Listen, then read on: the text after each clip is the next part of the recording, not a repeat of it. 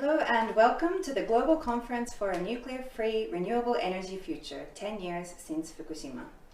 My name is Mary Joyce, an international coordinator of the NGO Peace Boat, who is one of the organizers of this conference, and we're very glad to have the opportunity to share with you in this session some of the latest updates from here in Japan. So this session is being screened now in the morning of March 11 here in Japan, which is exactly 10 years since the devastating Great East Japan earthquake and tsunami and the subsequent nuclear power plant disaster. Throughout the conference today, we'll be sharing with you many different sessions on various different issues which are related to the disaster, its aftermath, and also the energy and sustainability and how we can create a more sustainable post-COVID-19 future together as well. We'll also have many films screening throughout the day and a very special live tour from Fukushima, bringing you to different parts of the prefecture to see the situation on this 10th anniversary today as well. And most of the sessions will be available not only live, but also in archives afterwards as well. So we really hope that you will take a chance to hear many of these diverse voices from Fukushima, Japan, and around the world as well. So this first session today, which will be our first introductory program, we'll introduce you to some of the information about the current situation in Fukushima, as well as regarding nuclear power and renewable energy here in Japan as well. So I'm joined by several leading civil society representatives, including from the core program partners of today's conference. We hope that this session will provide you somewhat of an overview of some of the lessons from the past decade, the current challenges and also campaigns, and also steps forward for both Japan and the international community as a basis for the different other sessions that will be held all throughout today. So we have with us here today in person, we have FUKAKUSA Ayumi, who is a campaigner with FOE Japan. We also have AIHARA Hiroko, who is a journalist from Fukushima, joining us. And of course, IIDA Tetsunari, who is the founder and chairperson of the Institute for Sustainable Energy Policies, or ISEP, which is where we're filming this today as well. And this session will also have remotely joining us Aileen Mioko Smith, who is the founder and executive director of Green Action, the NGO in Kyoto. So, everyone, welcome today. And thank you so much for those for watching this. My name is Ayumi FUKAKUSA. I'm working for Friends of Just Japan as a climate and energy campaigner. And I was given to speak about briefly about nuclear in general. And before that, these days, I was thinking 10 years back when I was still a university student, and I was so shocked by the accident itself. But also, I was so shocked and ashamed that I didn't know anything about nuclear back then. And now, what I was thinking, what I think sad or shocking or even how to say scandalous is that even after nuclear crisis, Japanese government still wants to keep nuclear power, and I am always asking myself why it is so, and also I think many of us also being asked by people, especially outside of Japan, why Japan still keeps nuclear even after nuclear crisis. And so today's session, and also Hiroko-san will later talk about what's going on in Fukushima, and I really want you to listen to especially the voice of people in Fukushima. And but at the same time, I think it's how to say, it doesn't make sense to me that the government still keeps nuclear power, and that politics is there, but the situation is changing in the positive way, and I believe Ida-san will speak about renewable energies and the alternative future later. But for example, I will briefly explain a bit what changing we are seeing is that, for example, 54 nuclear plants was there before nuclear accident, and then these days few got restarted, but and people, I mean, the pro-nuclear people said we need nuclear for stable energy supply, blah blah blah. But we are managing it without nuclear power, and also the government is saying that we need nuclear to tackle climate crisis. But when we look at the data, past 5 years, we reducing CO2 emissions without nuclear power. In 2014, I think there was no nuclear power station running. So that's, I think that really shows that we really don't need nuclear power for tackling climate crisis. And and also we have to do that without nuclear power. And lastly, the cost of nuclear is quite expensive. And it doesn't make sense in economic terms as well. So I think to me it is clear that there's no reason to keep nuclear, but we have more reason to stop that. So maybe what I want to ask here is that the situation is changing, but the politics is not changing. So how we change that, and also especially I want to ask Aihara-san that what people, especially affected people, are needed today.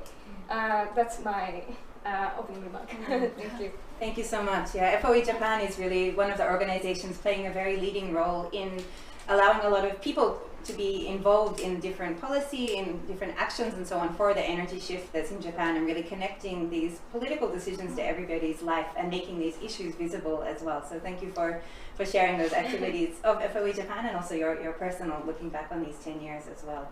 I wonder if other speakers have some comments. Yeah, so I'm very appreciative to discussion about the current Fukushima situation, and I also later introduce the Fukushima voice. Thank you. We look forward to hearing that. I think it's a very important part of today's whole program. Is we really hope that it can be an opportunity to hear voices from the people who are still so impacted by this, and really diverse voices as well, showing how complex the impacts are really becoming more and more complicated even as a decade has passed as well. Ida-san? Yeah, actually, it's very difficult to say what was happened in Japan. Is one thing is so-called kind of shock doctrine. It's a noun crimes. It's at that time we have a more liberal government ruling party, but soon after the LDP Abe administration came in, they try to reverse. Still, the majority of the Japanese people want to nuclear phase out or immediately shut down, but they try to reverse the elections. So that is one thing, and also the other thing is that we have. It's very irony to this Fukushima disasters very shocked to changing especially the German politics or Switzerland or Italy's or Koreans or Taiwanese, but Japan itself couldn't be changed. So this is very the irony. Also against the people's both majority of the Japanese people want to nuclear phase out, but still we should after 10 years we should cope to one more thing is it's very we have now COVID-19 pandemic all over the world, but the reaction of the Japanese government or Japanese academia not at whole, but mostly that belong to the government, it's very irrational. The reactions, it's very similar of what was happened in the nuclear scenes. So it is very similar coherent of the nuclears and COVID-19 and much more. I guess the Japanese let's say is a kind of the governance or the politics or system is now very much the behind of the global knowledge, the current the 21st century's more modern system is more internationally more and more advancing knowledge based the policies and society, but Japan is still something wrong. So it is very implicating to the COVID-19, what has happened or how has reacted Japanese system, and something similar of the Fukushima disasters. So we should cope both and updating, more open, more science-based, more people-oriented, and more sustainable directions to the Japanese whole, reflection to those kind of disasters. Yeah, I think it's very true that when a disaster happens, whether it's what happened in Fukushima or now COVID, it brings to the surface all of these different structural issues in society, in governance, in politics, and it's a critical time, but it's also a time really when people's voices and it's understanding the urgency of needing this change can come to the forward. So there's a lot for us to do in really bringing that forward. I know that FOE does a lot of work also with many youth movements in Japan, which are really looking at these issues of democracy, of having their voice heard, of having their role also in this decision making, whether it's Fridays for Future or many of these other movements.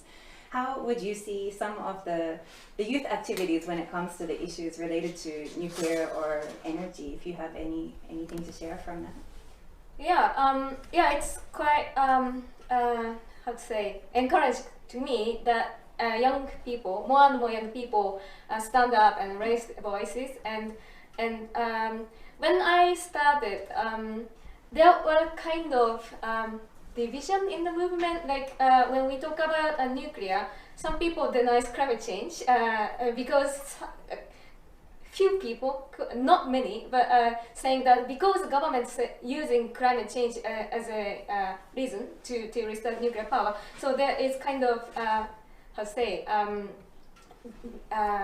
division, is that correct? Or but these days, when I talk to young people who stood up for climate justice, they understand climate justice as how to say, for example, nuclear power is quite unjust aspects. So they also deny nuclear power. So that is quite how to say quite good development in the movement. So that's Yeah, it's really encouraging, I see, and I think you know, these issues of how the issue of climate change is being used for these political purposes is very key for us now, and I think perhaps Ida-san might be sharing more about these issues when we're looking at the state of renewables in Japan as well. It's really a key point that we're working on, I think. So I think, as we mentioned, of course, hearing the voices of people from Fukushima is really the core message from today, and to really remember what it is that, you know, we're talking about these issues that are not just on a policy level, but they are really impacting people's lives on an everyday basis. So we're very lucky that we have AIHARA Hiroko joining us today. She's a journalist who is from Fukushima, who has worked in local newspaper there for many years and is now an independent freelance journalist, reporting on many different environmental issues, health issues, medical related issues, and so on a really broad perspective to share a lot of what is happening in Fukushima. So I'm very happy to introduce Hiroko and hear her perspectives as well. Thank you very much. Good morning, afternoon, and evening. So my name is Hiroko Aihara. I'm a local journalist and based on the Fukushima prefecture and the Fukushima city. I was born in Fukushima city. So first of all, I'd like to introduce my very kind of shocking experience as when I worked at the local newspaper in Fukushima. At the time, I was working at the Iwaki branch. It's a very closest city of the Fukushima Daiichi nuclear power plant. So I joined the press tour. So joined many major newspaper, TV station, reporter. At the time, about 20 years ago, my company never provided like a Geiger counter. So when I came into the site of Fukushima Daiichi, I rent a Geiger counter from TEPCO. But just only one company taking their own Geiger counter as a Hishinbun nationwide newspapers reporter. Only him had the Geiger counter.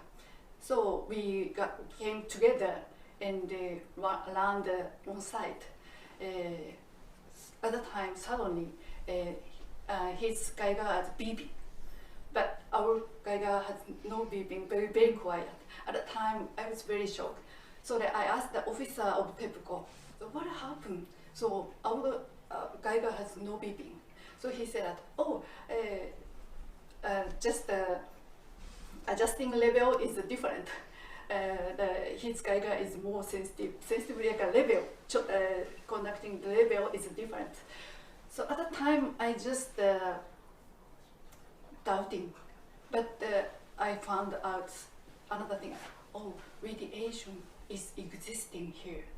So that is my first experience, not first experience, because I was born in Fukushima, so I heard many minor or something the major accident when I was elementary school, junior high school, and I studied about in the university about the social issues, what happened in the current situation in Fukushima Daiichi nuclear power plants.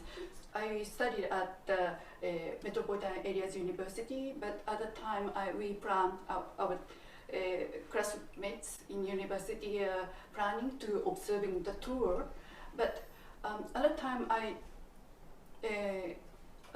was quiet. I didn't understand the real situation. So at the time when I worked at the newspaper company, just based on the real experience about the radiation issues and nuclear matters. Thank you very much. I think these issues of really learning what radiation even means in the first place, I think is something that when we remember back to 10 years ago, especially for the people of Fukushima, but here in Tokyo as well, it was such a steep learning curve for everybody, you know, what are microsieverts, what are becquerels, these kind of conversations to understand and to be able to make decisions about your own everyday life and safety and that sort of thing. And I think it's throughout the day today we'll also be hearing about citizens monitoring efforts and about having information available, scientific data available for people so that they can really understand these situations as well. Was there any other comments in regards to Hiroko's message? Yeah, that story is quite shocking. What many people have been seeing is that what the government or what TEPCO is doing is not, how to say, in a good phase, or they are making distrust among people, and as Mary mentioned that we have to decide that we don't have much information, and the story of Geiger counter, the TEPCO's Geiger counter didn't beep, but Asahi's beeped. It's quite showing what they are not transparent at all and not honest to people at all. Yeah. There was also, of course, very recently another serious earthquake in Fukushima. I wonder if maybe you would like to share a little bit more and some of the voices from Fukushima that you mentioned as well. On March 11, we'll meet our 10th Memorial Day. What I would like to stress mostly that nuclear accident on March 11th, 2011 is not over and will not end. I think many of you who are watching this video and experiences March 11th, but I guess you agree. Here comes one question. Then when will this nuclear accident be over? One answer is when the last person who experienced the earthquake died. At the time, so the history and the nuclear accident will really ended. But however, the broken reactor TEPCO's Fukushima Daiichi nuclear power plants and melted fuel continue to exist, releasing radioactivity at the span longer than human life. History will end when a person dies, but the negative history of the nuclear accident in which a period cannot be structured by death is a one-day path that cannot be tracked back again. That's why we shouldn't divide something, make milestone or hit period in this decade. As if forgetting the nuclear accident, an earthquake with a magnitude of 7.3 occurred of the coast of Fukushima Prefecture on February 13th this year, the last month, causing serious problems. At the Fukushima Daiichi nuclear power plant units 1, 1st and 3rd, our cooling water is constantly instead. The water level inside the containment vessel has continued to decline since February 18th. It is supposed to be leaking out from somewhere, but its water level has not stopped growing. When the earthquake occurred, the seismographs were damaged, and data for the February 13th earthquake was not obtained. Moreover, TEPCO did not promptly disclose such issues. Even now, for the people living in and around the Fukushima Prefecture, the situation at the Fukushima Daiichi nuclear power plants continue to be worried 24 hours a day. 365 days a year. A mother in Fukushima saying, whenever an earthquake occurs, before you worry about your home, worry about my home, I worry if the nuclear power plant be all right. She said, I'm worried about the Fukushima Daiichi nuclear power plants. So I was describing about the situation, another more severe situation, health damage. So at the time of 2011, thyroid tests were conducted for children who were generally 80 years old or younger. And thyroid cancer and its suspicion were found in 252 people, like a kind of a patient, 252 people, of whom 203 had an operation. While the majority of the citizens want the inspection to continue, some experts say that inspection should be discontinued. Inspection began based on the voices of citizens. It's about to be discontinued in the voice of some experts. So about the more Fukushima situation, severe situation is evacuations. Earlier this year, the number of people evacuated from Fukushima prefecture to another area was 36,000 in Fukushima prefecture. But in fact, the total number of the people evacuated from municipality to other areas turned out to be high as 67,000, according to Kyodo News reporting. The attributes and the background of the evacuees and the diagnosis may actually be more numerous. Following the March 11, 2011 earthquake and nuclear accident, some people evacuated from Tokyo and another area, like a west area of Japan. So these people are not counted in the national statistics or some statistics. However, it is a nuclear accident that caused such a wide area evacuations. Recent remark by the chairman of the Olympic Committee in disdain of women have made it known all over the world. But Japan is a country with a low status of women compared to men. And women, the average income is lower for women, and many of them work in non-regular employment or part-time jobs. There are many women who have to quit their jobs due to pregnancy or children. It's also the after March 11. Therefore, husbands continue to work in Fukushima. So even after the Fukushima prefecture, so even after the earthquake, and wives often evacuated with their children outside of Fukushima prefecture. In Japanese, we call the boshi hinan, mother and children, only mother and children evacuation. This is another side from the dark side of the people's daily life is cut off by the nuclear power plant accident. In addition, I interviewed people who evacuated from Miharu town in Fukushima prefecture to France. So her family evacuated from Miharu town to France. And another global evacuees who evacuated from Fukushima city to New Zealand, and another one is Fukushima city to the United States. One mother, her name is Michiko Kato, evacuated from Fukushima city to the United States, California, with her son. After that, she got cancer in the United States and died there. I'm very sad because I have been listening her voice in the United States as well as in Japan, Fukushima, when she came back to Fukushima 2 years ago. But she already passed away. It's very, very sad things. But when she was temporarily returning to Japan, we got a very fun time. But she is fighting his cancer, her cancer. I will never forget her name and face. And it was a nuclear accident had suddenly disrupted the daily life and lives of many people suddenly. the violence, we have to considering about the violence of nuclear power plants or radiation issues. In light of this 10 years ago, the violence of nuclear power plant, which was uranium as a fossil fuel, became apparent. I think that just facing to the problem at the current situation will give you a good understanding of how valuable the many lives and the daily lives that have been lost and how big those lost things have been. The Treaty of the Prohibition of Nuclear Weapons entered into force in January this year. It was an event in which not only Hiroshima and Nagasaki survivors, but many global hibakusha from all over the world raised their voices and moved the world. However, unfortunately, Japanese government has not signed it.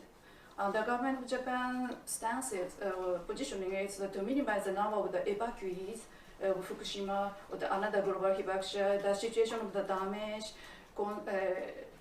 minimize the situation of the damage, and conceal them and hit the reality of the disaster, but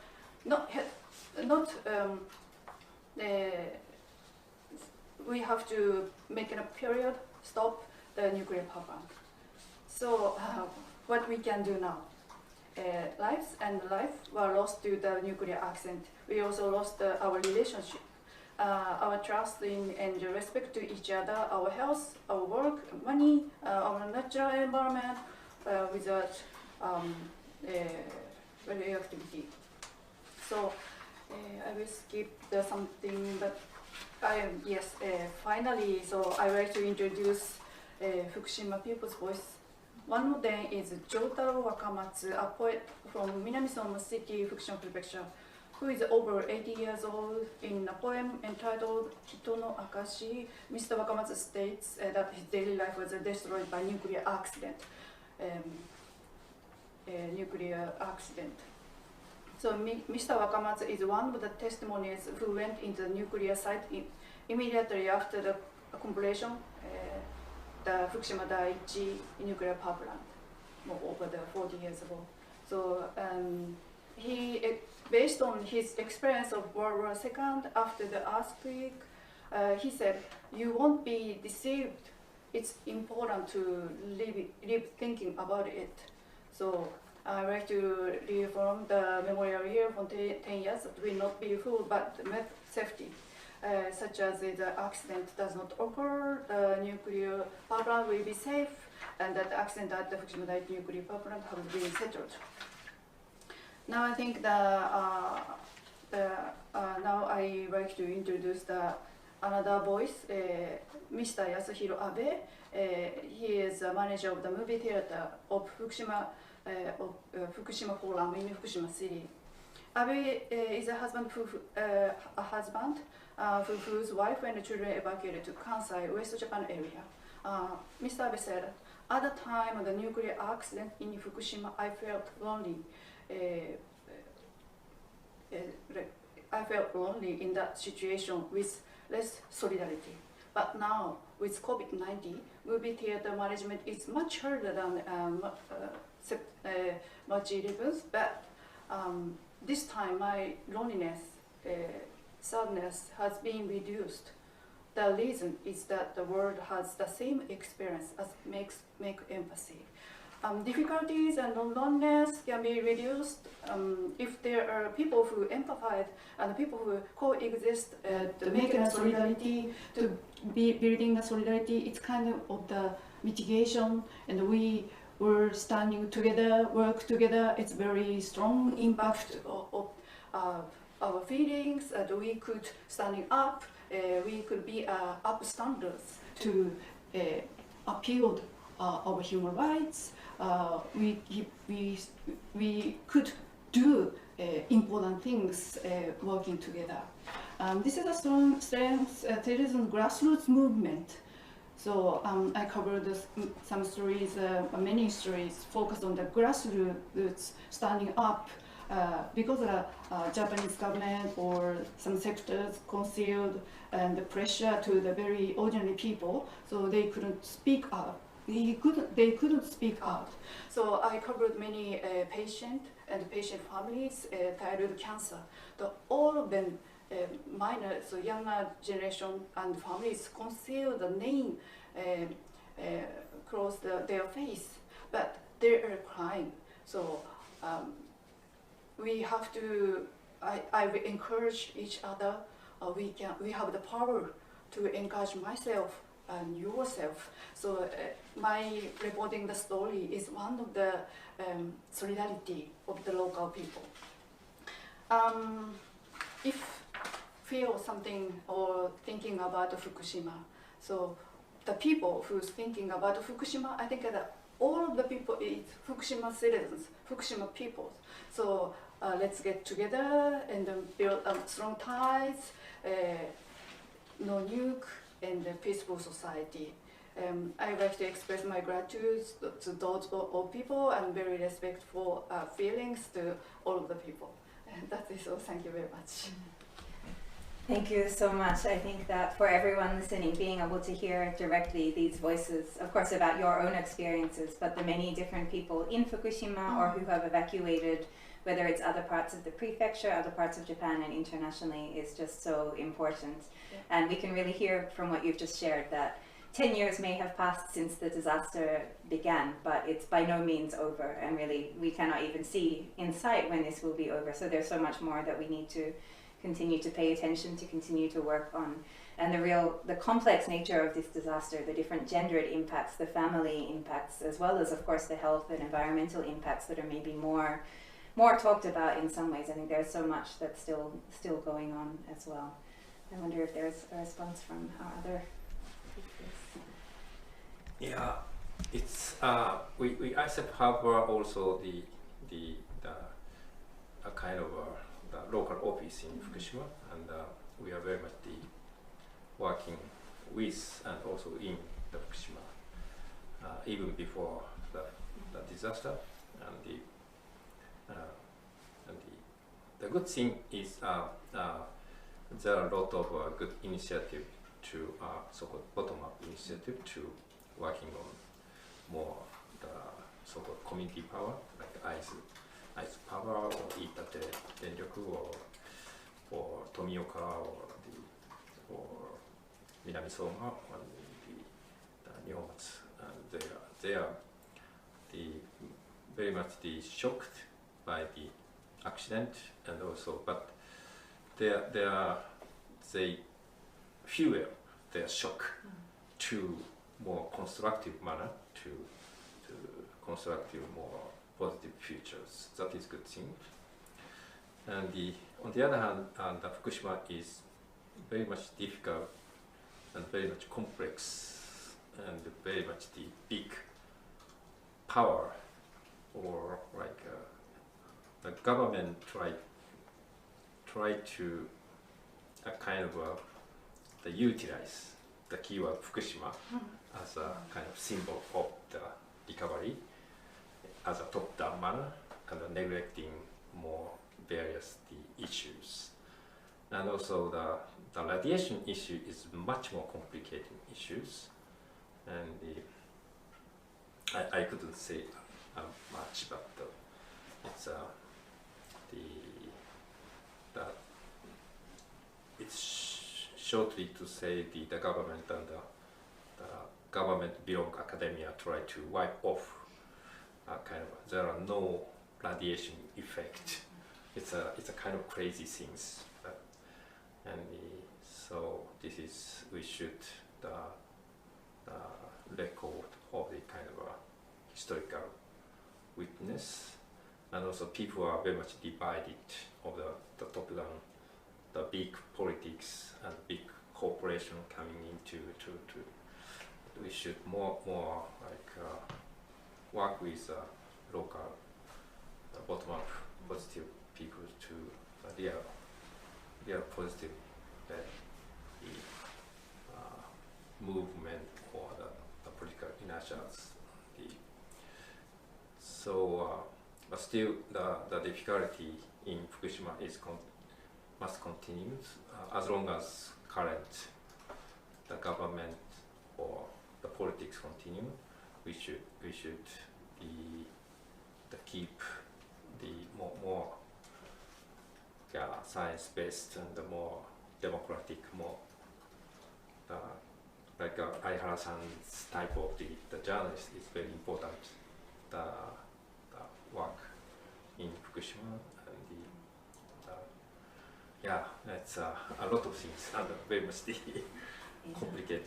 Indeed, yeah, there's really so many different levels and so many different actors and so many different perspectives on all of this that there's so much. The more you learn about it, the more deeper and more complex it gets as well. Within the day's program today as well, we also have sessions which are dedicated to hearing directly about some of these grassroots community power initiatives in Fukushima, hearing from some of the people who have been following the issue of the thyroid testing and what the situation is from there, including both journalists and lawyers who are involved in this, and also some of the grassroots lawsuits as well, looking at nuclear power and the compensation issues for the people who have been affected by the disaster and exactly have had so much taken away from them, as Hiroko has shared with us as well.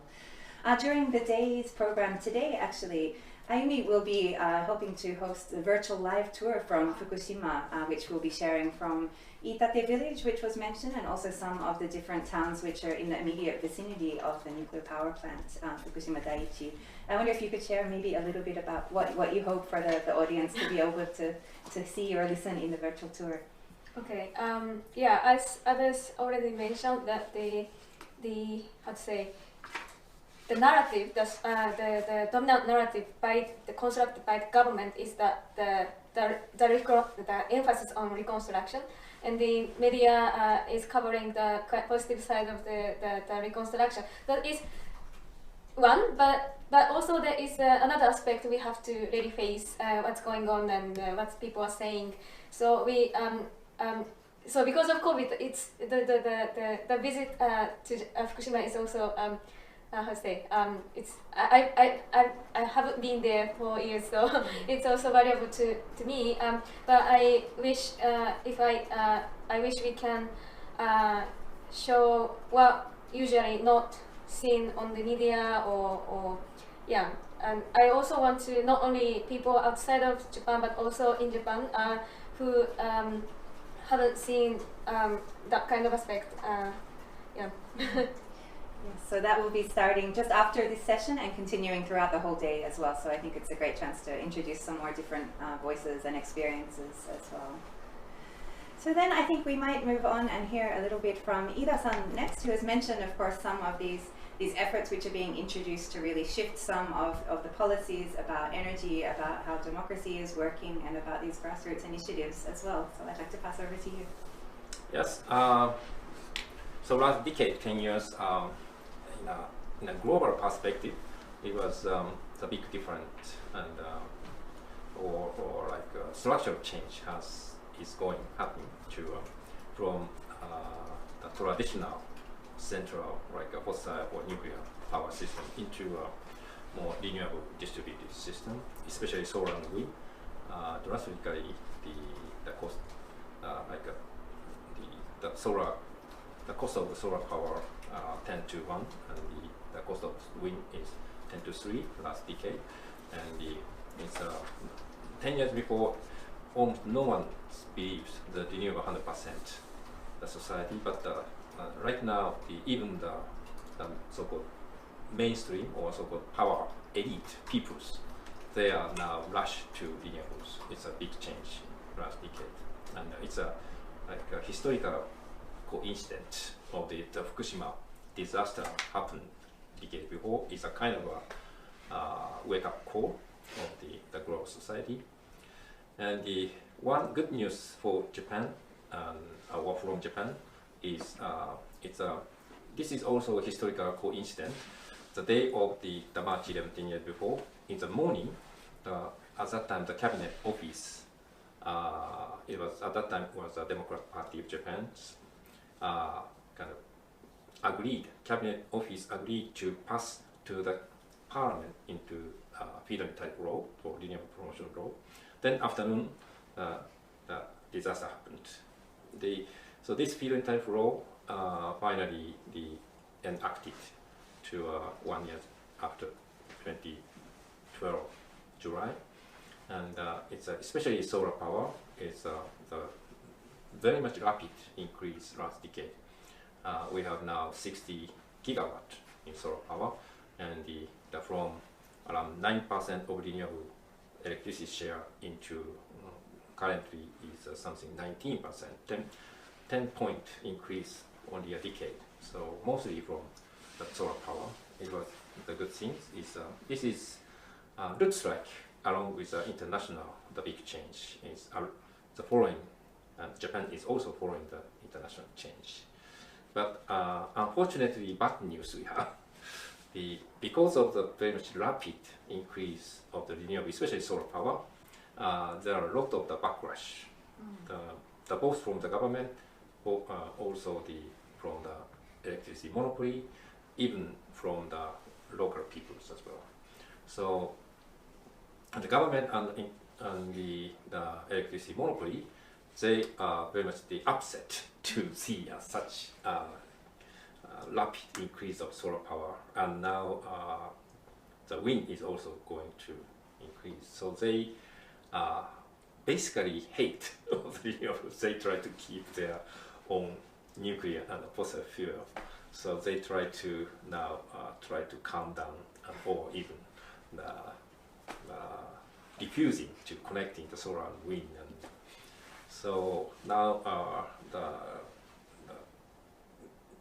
inertia of the increase of solar and wind is now sharply, Japan is now stopping the inertia, and also the policy to increase the solar power and wind and the renewable, especially solar power, was so roughly designed.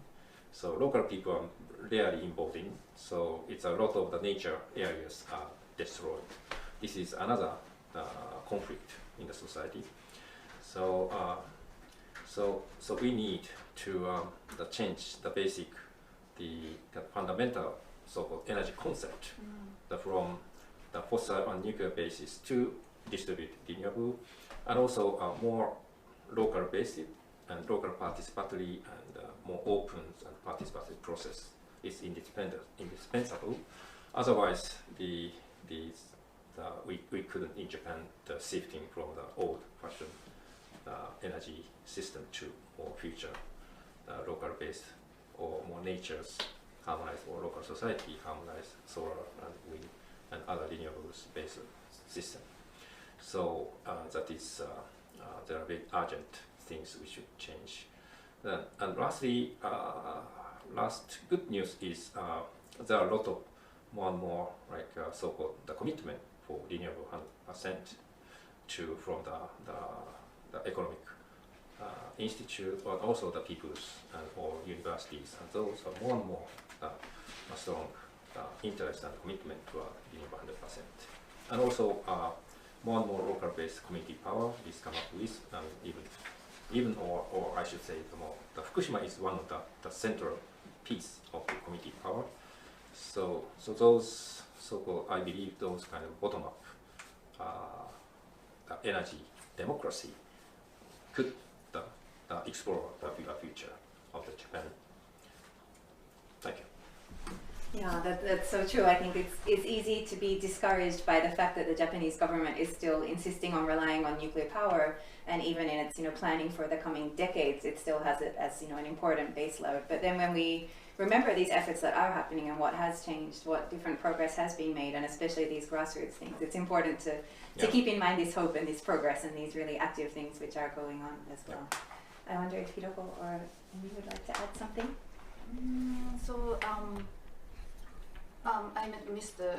Ida-san many times in the Fukushima and the Aizu area. So in Aizu area, very famous and wonderful local community renewable energy company, IIDA Mioko. So their starting point is a deliberative discussion. What should we do? What should we live? So it's a very philosophical conversation was made at the time, 2011 March. So their discussion, it's nighttime, so until the nighttime. So their discussion. So basement is what should we do? What should we live? How we live? So it's March 11 is a starting point. We renew and reborn there's such a doubting society, doubting the story. Nuclear power is a very powerful, useful, something that's, but we understand it's a lie. So very huge lie around the world. So we understand. Then I think it's so true that what happened then, of course for people in Fukushima, but really throughout Japan, made a lot of people question the everyday decisions that they're making in their life or lifestyles, and how a lot of our lifestyle is built upon the forced sacrifice of other people as well. For here in Tokyo, the reality, I think, for many people, that the electricity that was being generated in Fukushima was being used to supply this lifestyle here in Tokyo. So I think the issue of energy democracy really brings it back very, very personally, and shows how this is connected so much to all of us in a very deep way. Did you want to add something? Okay. I agree with everyone, and I like the word energy democracy. Even renewable energies can bring conflict to people. Unfortunately, if we don't change the system itself, so that thing, I think we have to be aware when we are promoting renewable energies. And currently the government is discussing the new basic energy plan, fixed energy plan. And when I observe the discussion there, I feel like they don't have a vision, and I feel more forced to keep status quo. And as AIHARA-san said, we need to discuss what kind of future do we need, how we live, and that kind of discussion is lacked at the discussion. But that is we really need to decide how we live and what kind of energy we use. And I thank you so much for your story. Yeah, I think that the issue of how the discussions on the energy plan is a really well, I won't say good, because it's not a good example, but it's a very symbolic example really of how structural these issues are. You mentioned the status quo, but I think it's even going backwards in a lot of ways as well. I mean, when we look at the time of the Fukushima nuclear disaster, maybe Japan's energy, about 30% was coming from nuclear. But for many years after that, Japan actually had zero nuclear power with all the plants stopped. And now, even though a couple of reactors have restarted, it's still only around 6%. Yet in this plan, they're looking at increasing this to a much higher level again, which is really not even realistic when we look at the state of so many of the aging reactors here in Japan. I wonder if maybe Ida-san could give a comment about seeing these structures, or how we deal with that irony. Yeah. Actually, the Japanese energy policy and politics system as a whole is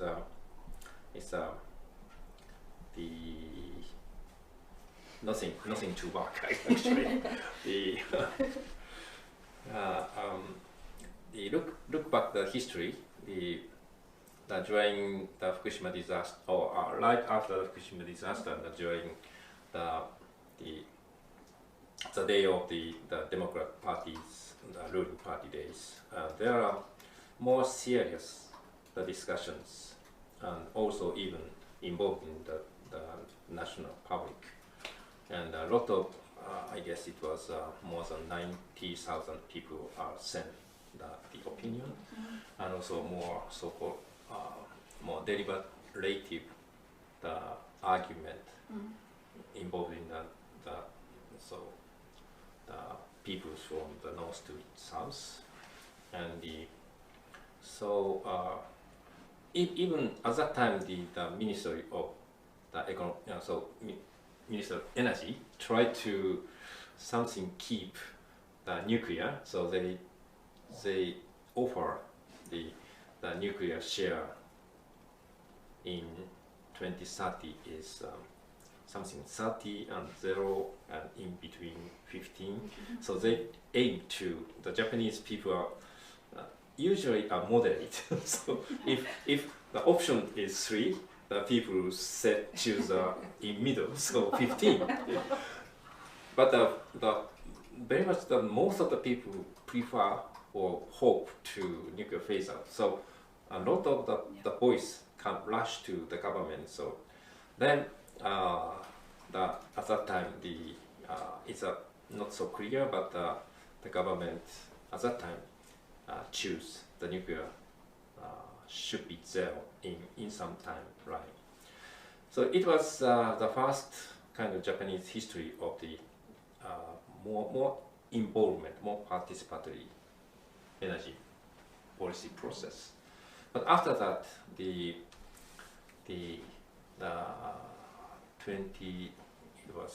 14, the energy basic plan, and also 18, and right now, is very much the process is something like very much apart from the people's, and the process is something like a very ritual, and not just a ritual, and also very much apart from the people, and apart from the reality, and apart from the visions. So those even the people in the government, I guess, they never believe what they are saying. So we should renovate Japanese energy, not just energy, but the policy process, more reflecting the people's consensus, and also that we need the more sustainable and more hopeful futures, the visions, and we should make an effort cooperate the peoples and government and industries and everyone. So, but the current policy process is not. It's also the same of the COVID-19. The COVID-19 is very fragmentations, and very much people are worrying about the economy, or so we need. This is also the basic change we need. Comprehensive change. We need more people oriented and more future oriented, more sustainable oriented to work. I think. Yeah, that's very true. I think when we look at how people can become involved in this decision-making process about energy, about nuclear power, and so on, there are a lot of very active grassroots activities which are happening throughout Japan, whether it's on the issue of nuclear restart, whether it's on the issue of safety and regulation of the nuclear power plants, and so on.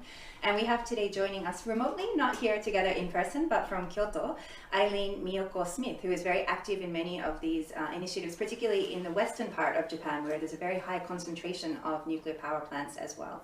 So we'll hear a little bit from Aileen on her perspectives on these now.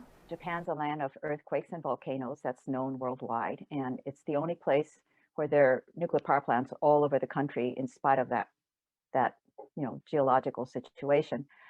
And so the biggest lesson that needs to be learned, and is still in the process of being learned, is that you shouldn't build nuclear power plants in this kind of location.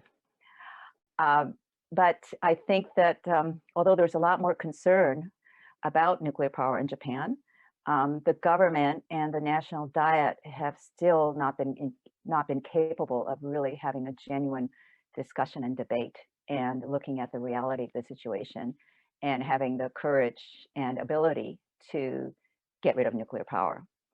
And there have been some improvements in regulation of nuclear power. Before, it was regulated as just part of government administration.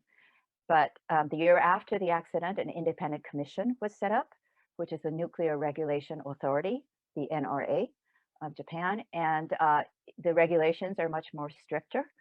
And although the regulator is too close to the utility by far and not serving the public sufficiently, the regulations are a lot stronger, and the utilities are having difficult time meeting many of the regulations.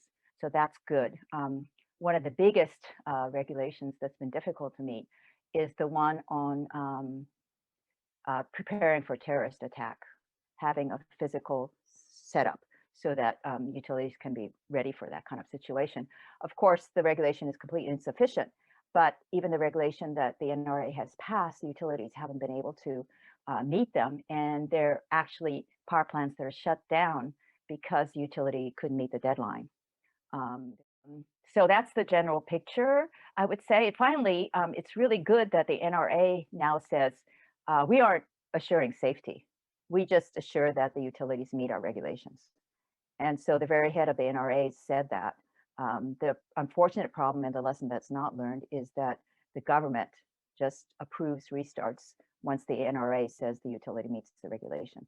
So in final analysis, it's better, the situation is better, but it's not working as far as preventing a second huge accident from happening.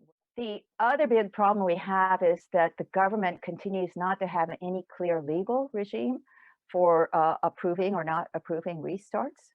It's sort of a gentleman's agreement. And I say that word because it's very clear that all the decision makers, virtually every single person is male. All the governors and all the mayors of the towns that have nuclear power plants are men, and all the regulators are men. And we know that, for example, with the Fukushima accident and just with radiation, women are more affected, children are by far more affected, but the decision-making process does not include the stakeholders. So that's a big problem that we have in Japan. I'd like to mention that leading up to Fukushima for decades, even from the late 60s, there was a national movement, mainly local locations with farmers and people or fisher folk and people in cities all over Japan that opposed nuclear power. And had the government utilities been able to have their way, Japan would have been like 80% dependent on nuclear power for electricity when the Fukushima accident hit. And the fact that it was only 1/3 dependent really saved Japan, because it would have been economically devastating. There have always been groups and citizens all over Japan fighting every single utility's nuclear power plant. And that fight has continued these 10 years. And it's been, scaled up as far as the number of lawsuits, et cetera. There are demonstrations that go from the local power plant to all the way to the big cities, going through every town, informing people how far they are from the nuclear power plant, how close it is, what could happen to them.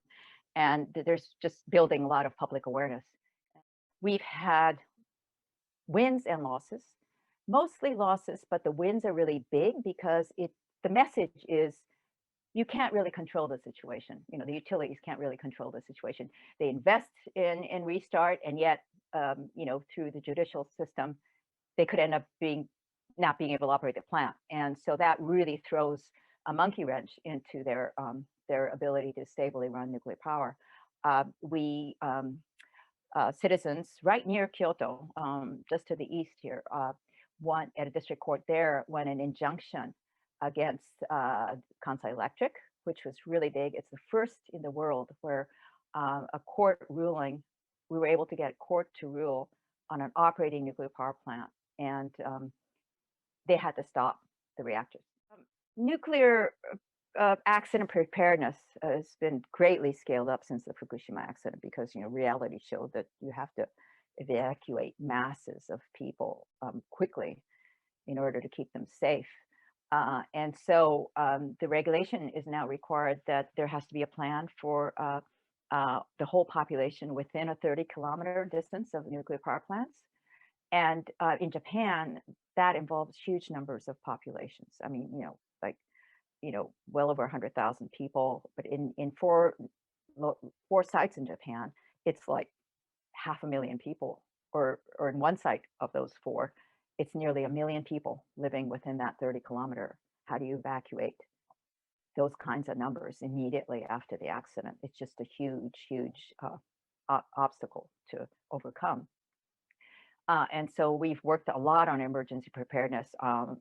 For example, in our area, where the second largest nuclear power plant, Kansai Electric, is located, we've been to we've petitioned about 150 times to local authorities and prefectures, in other words, the state, and the Union of Kansai Governments, saying,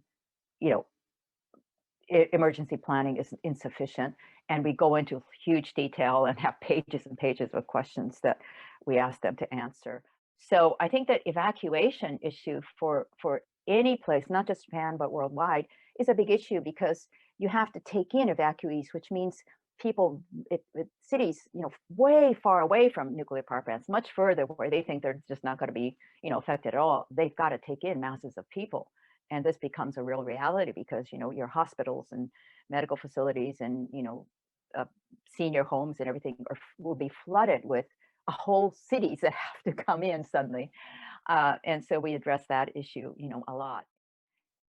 It's scary that, you might end up hearing that there's another really, really serious nuclear accident in Japan.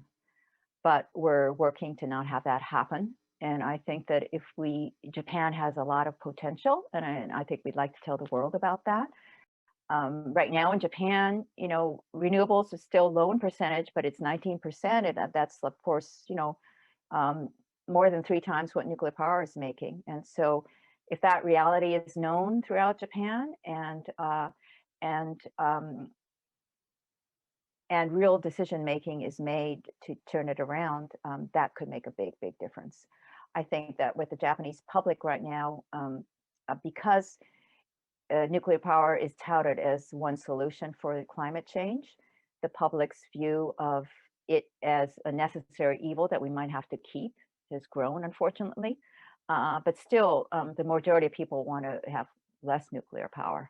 And so I think that that's really significant. And I would like the international public to really be looking at Japan and asking Japan, will you be a model for the world in changing, our direction and for better energy policy? And I think that Japan did something phenomenal after the Fukushima accident. It involved a lot of hardship, but a whole metropolitan city suddenly reduced its electricity demand like immediately. This is a country that can pull that kind of thing off. Of course, it was so harsh and so sudden that the people who faced the most hardship were people with physical disabilities. And so we don't want to do it that way, but we are a country that can actually make things happen if we decide to do it. And so I hope our message is that you'll hear that that's what we're doing. Thank you very much for that, Aileen. It's a shame that you're not here in person, but we're really glad to be able to share these updates from the different initiatives and your perspectives as well. So we're now coming up to the time for the end of this session. Of course, this 1 hour is a very limited amount of time to touch on the many different, the challenges, the different issues, the policies, the experiences of people, and also the different initiatives and actions which are happening now as well. Of course, this time has been quite limited, but throughout the rest of the day, we'll have many different programs that we hope that you'll join us for. Here in Japan, I think, we can see the situation. There are still so many tens of thousands of people having to live in evacuation or unable to return home. And there hasn't yet been this really decisive policy to move truly away from nuclear power to more sustainable energy. So we can really see, as Aihara-san mentioned as well, the disaster, it may be 10 years today, but it's by no means a full stop or a period on this, but this is very much going throughout the day as well.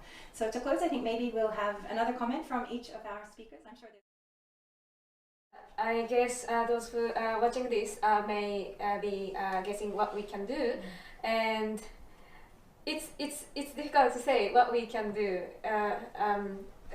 But how to say, after 10 years, as Aihara said, the nuclear disaster is not over, and even so many people having how to say, investing their power and time to stop nuclear power all over the world, but how to say, the force against us is huge. But we have to,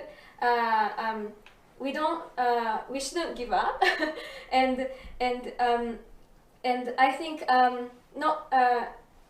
solidarity for people affected in Fukushima is important, but also as Aihara-san mentioned that Hibakusha is now global, and there are so many effects and the things happening around the world. And in your country, I think there must be some grassroots movement in your country. So I would maybe recommend that you look at what's happening in your country and join that movement. I think that's what I can say today. That's such an important message, and I think it's so important to remember how this is all connected, both in terms of the structures and the systems that are causing these problems, but also the actions that are actually going to be making a change of that as well. I mean, personally, I'm from Australia, and I remember right after the Fukushima nuclear disaster, the traditional owners of the land where the uranium mining is happening in Australia, against the will of the indigenous people who have lived there for tens of thousands of years, their message was that, Australian fuel Fukushima, and they were just so pained to learn that what they were not able to stop happening on their land was causing so much suffering again. But this cycle is being repeated in so many different ways around the world even today, whether it's the nuclear issue or these other intertwined issues as well. So it's so important to remember both these core factors being connected as well, but the fact that if we're able to connect the different movements and be involved in our local communities as well, there's a way that we can actually make some kind of change. Mioko? Yeah. Thank you very much for this wonderful opportunity this time. So I like when I had an interview with many people, I just was thinking and seeking about the four corners. It's the main four corners. It's an Othello game. That is a corner. So when we will win the game, so we have to get the four corners. Four corner is not only 4, 5, 6, the corner. We have to get a target and make a strategy. So in Fukushima is enrich the human resources. So who will be the good idea and share to the around the world? They had a rich experiences such as but under the very severe situation, but they had a good idea how could we change the society development. So I just looking for the tips, key words, key person, key resources, something that's so seeking the chance to share is that. So it's a huge, totally different from the pro-nuke person way or some huge power sectors. But grassroots, grass is very strong.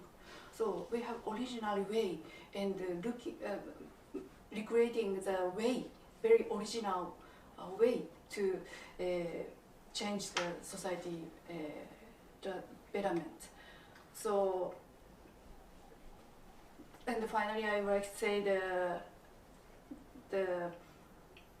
I would like to ask the many people so watching these videos and never end and supporting and staying with the victims.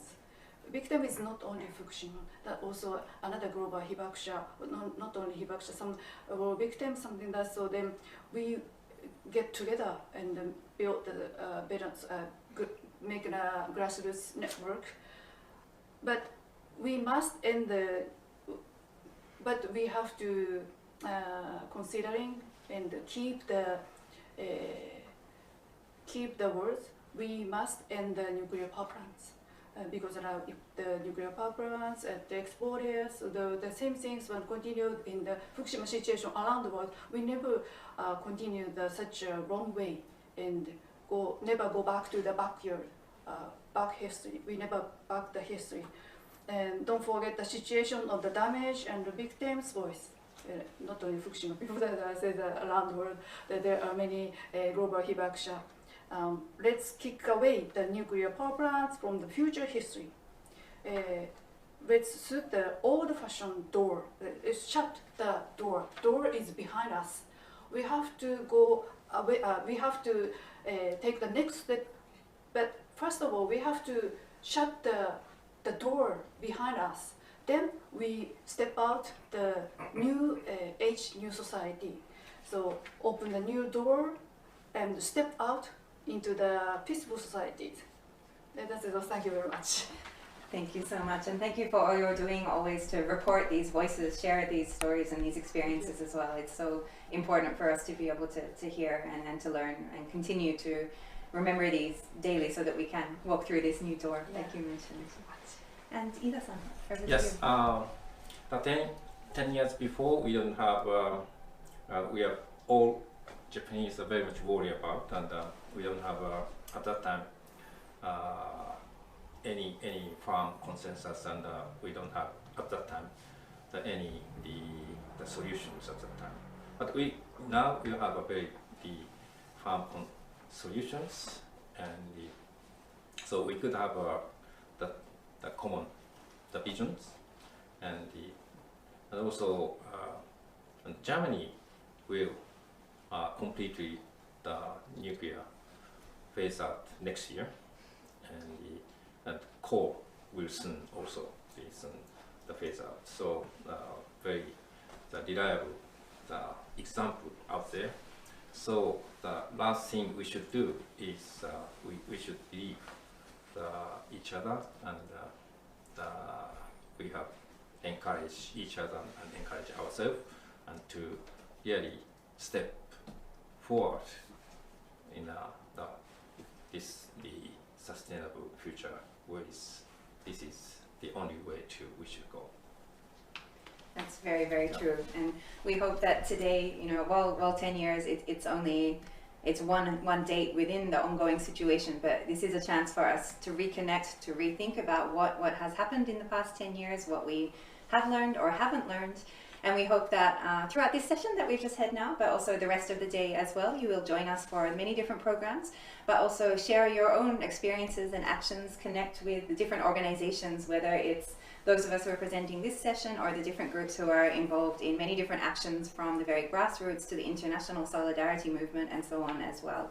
And you know, as Hiroko mentioned, if you're listening to the voices of Fukushima and you're paying attention, then you are now also yourself a citizen of Fukushima. So we really remember that this is something that connects all of us.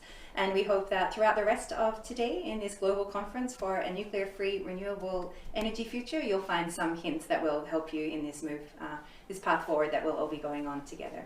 So thank you everybody so much for joining us today.